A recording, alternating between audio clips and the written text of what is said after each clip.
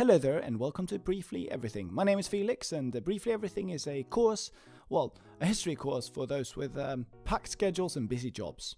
Now today we will cover 100 years and we will also cover ancient Greece and also some people called the Sea Peoples who were fierce, and I hope you're excited to hear how fierce they were. Let's get started. So let's start 1200 BCE, which marks the beginning of a dismal time in many places around the world, in particular in ancient Greece. Many cities have been found from this time leveled to the ground, and for some parts of the world, this period actually is referred to as the Dark Ages.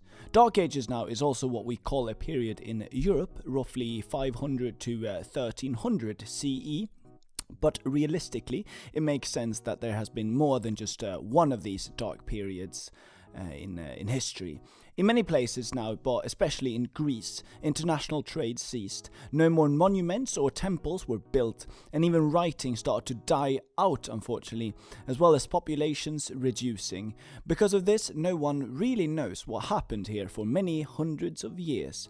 We mostly just have archaeology to rely on for a few centuries now. There are probably many different reasons why so many civilizations fell during this time, but one reason in particular might have been the Sea Peoples, whose origin is, unknown. They came from the Mediterranean, as far as we know. As a civilization, you didn't really want to be mentioned alongside these Sea Peoples in the history books, because if you did, chances were quite big that you were not going to survive for very long. Hoo-hoo. So the Sea Peoples wiped out what was left of the only major Greek civilization, the Minoans, and also all of the Mycenaean civilization. Now leaving Greece in a perpetual war state for the next 400 years, where they fought amongst themselves or were invaded by barbarian tribes. Did you know, by the way, that the word barbarian comes from Greek and refers to anyone who's not from Greece? Because whenever a person spoke a different language to the Greeks, it just sounded to them like a bar. True story, that is. During this wartime now, the Greek people sought out a polis, which originally meant a fortified area or citadel that could keep people safe from the warring surroundings simply.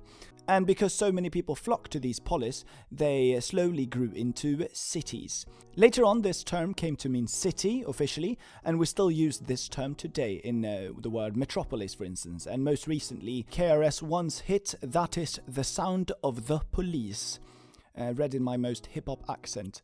So in southern Europe and especially Greece, for simplicity, we can refer to this time as the Greek Dark Ages, which lasted for 400 years, all the way from 1200 BCE all the way to 800. Now moving to 1184 BCE, the Sea Peoples around this time invaded and subsequently ended the Hittites civilization. So I guess that first peace treaty in history that we celebrated so much about 70 years ago in my previous video, it wasn't much use anymore now that the Hittites were gone. Now moving just 6 years ahead in the time, we have 1178 now, BCE still. The Sea Peoples now also went swinging at the people that the Hittites went swinging at, and that would be Egypt, in the Battle of Delta, which is one of the last major battles in the Bronze Age, and one that we have a good description of as well actually, but suffice to say, it was brutal. In the end, Egypt, led by Ramses III, survived the battle, but Egypt would never resume its old might, unfortunately. 1100 BC in Peloponnnesia over here in Greece, the Dorian people, who I have not mentioned earlier, they're believed to be the descendants of a vaguely fictional character Hercules. These Dorians, they occupied land here, and since the Mycenaeans who were previously here were gone now, the Dorians probably migrated over here, and they actually became the future Spartans. While I can't find anything on the subject, my hobby theory here is that the word hero or heroic derives from the word Hera, Zeus' sister and wife actually. Later on, Zeus' half-god son is known for his heroic adventures, better known as Hercules. There's definitely a communality here between Hercules and the word hero, and especially Hercules in Greek, as you can see here. Now we've talked about the Minoans and the Mycenaeans and the Dorians, so as you might suspect, Greece wasn't really a united country at the time. So instead, Greece was split up into many independent city-states, which is a common term when you talk about ancient Greece. Each of these states would be independent from one another. This was probably partially because of the mountainous area in Greece, which made it hard to unite everyone. So we've already covered the Dorians settling down, but there would actually be a lot of other Greeks as well who started settling down in places around Greece around this time. The already mentioned Dorians, the Achaeans, who had Achilles, the fiercest warrior in the Trojan Wars. We have the Ionians now, a very hard word for me to pronounce. This is the 5th time I think I tried to record that word. And in this area now, the Persian War would begin in about 600 years, which would actually also start uniting Greece. And then we also have the Aeolians, also not a very easy to pronounce word. These guys lived on beautiful volcanic islands in current-day Sicily.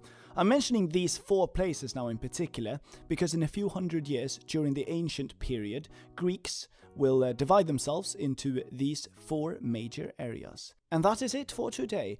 We've gone roughly 100 years down the timeline, and we've talked mostly about Greece, but also the Dark Ages in Europe, a period that is not overly discussed in history, because there's another Dark Ages that usually takes the spotlight there.